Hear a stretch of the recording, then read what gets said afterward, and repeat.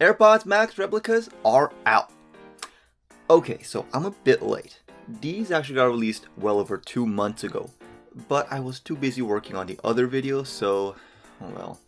Anyways, the good thing is, in the meantime, I was able to use these for a little over a month and really see how good it is and what it can do. So I can now offer my opinions a lot more comfortably and detailed than before. And my opinion is, I like it. I really do. As for the reason, well, that's why you're watching the video.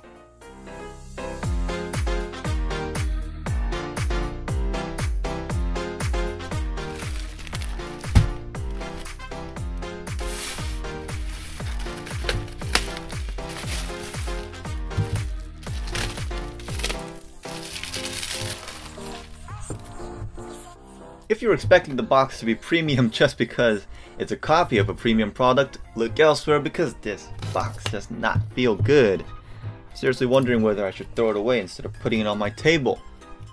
The box is pretty big, also pretty thin. Just wrapped with a cheap layer of plastic wrap. Let's just take that off.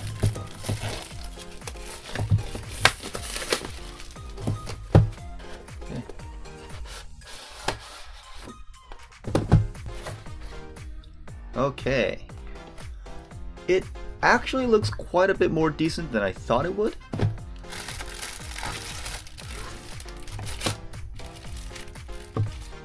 Let's see what's in here.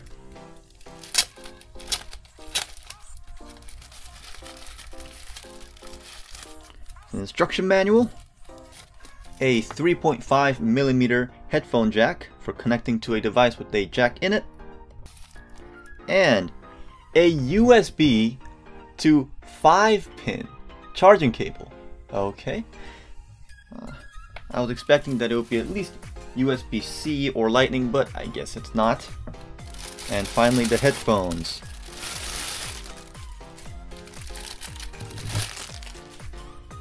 Now, we finally have these in hand. Does it feel good? No. No, it does not.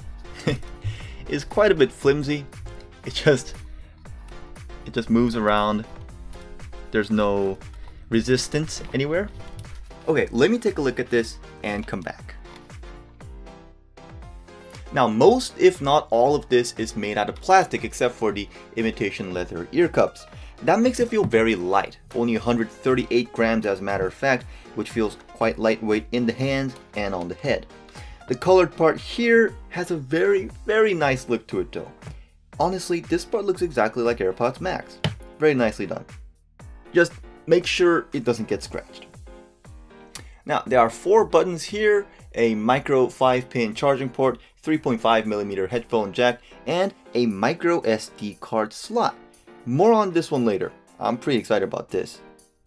The buttons and extension bit are all made of chrome-coated plastic.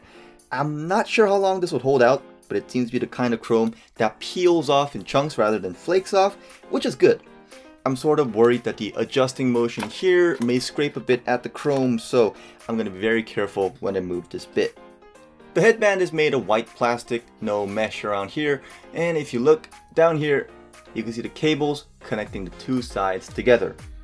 There is, by the way, no joint on the ear cups, as you surely noticed by now, so if you lift up the ear cup, you'll be bending the whole headband at the top. Thankfully, it seems pretty flexible and willing to be bent to a reasonable degree, of course. One way to sum it up is, it feels like a toy, but it looks great. Like, I'm not exaggerating. Just look at how the light reflects off the ear cups. They really nailed down the looks. For the silver color, at least. So I'm going to turn these on now.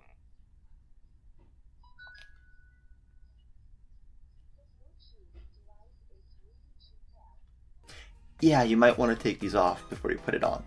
Funny little quirk it has, it blasts this at full volume every time you turn it on, so you might want to muffle it somewhat when you're turning it on.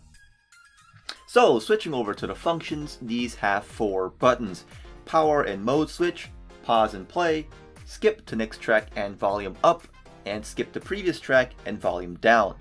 Clicking once skips the track, and long pressing changes the volume for these 2 buttons. The design's pretty nice to use, you can wear these any way you want, but I do prefer to wear them this way because it's easier to use your left hand to adjust the buttons at the back.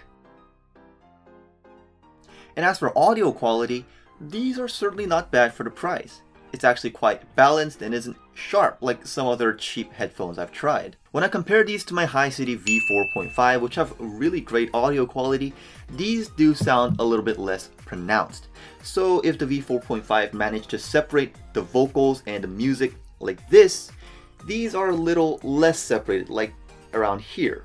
I think that has to do with the fact that these are basically letting the sound echo around the ear cups before reaching your ear instead of sending it straight down your ears. That's by design though, so I don't really blame them. These are $20 anyways, and for that price, I think it's pretty darn good. But yeah, generally it does seem to have a narrower range of audio, so high, sharp sounds get pushed down a little and deep, bassy sounds get pushed up a little like this. By the way, if you're blasting out music at loud volume, and these do go up pretty loud, the sound sort of bleeds out.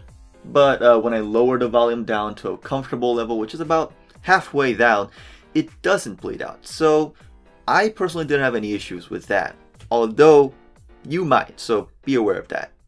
So these don't have built-in active noise cancelling or transparency mode, nothing like that. It's too early to see those kinds of features at this price range just yet. But I've used these for about a month now, and I don't really think it's even necessary. The padded ear cups already do a neat job at muffling the outside noise, and that combined with even quiet audio playing from the headphones makes any outside noise virtually unnoticeable.